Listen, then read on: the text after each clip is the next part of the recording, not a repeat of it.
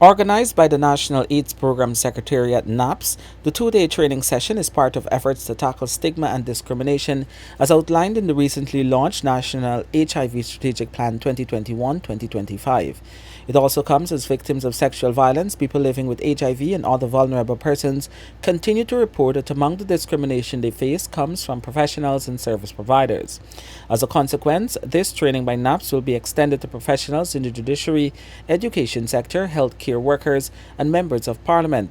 During brief opening remarks, Program Manager of NAPS, Dr. Tarek Jaknarain, said it was sad that almost 40 years after the onset of HIV/AIDS, stigma and discrimination continue to be an issue for persons living with the virus. The first HIV case was confirmed in Guyana in 1987.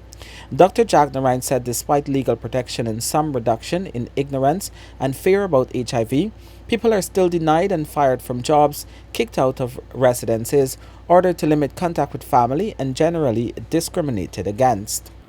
Perhaps most shockingly, healthcare professionals and members of the law enforcement have been known to stigmatize patients with HIV, in some cases refusing to treat them or providing standardized care. Recognizing that stigma and discrimination is fueled by ignorance, the NAPS head said training like this is important.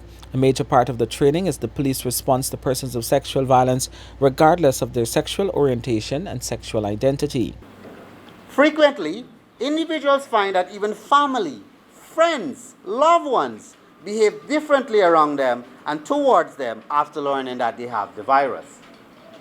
Among the most significant societal dimensions is the risk of stigma and discrimination, which is fueled by ignorance about the basic modes of HIV transmission and unfounded fears of contagion, as well as moral judgment and people prejudice against the group most affected by the pandemic.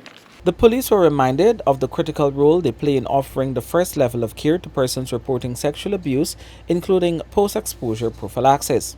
Those who were part of the training included ranks from the immigration, traffic, suicide, finance, and welfare, among other departments of the force. The workshop aims generally to ensure that persons living with HIV can access services and lead full and dignified lives, free from discrimination, harassment, extortion, and arbitrary arrest and detention. Similar workshops were conducted with the police in recent years by the Society Against Sexual Orientation Discrimination, SASOD.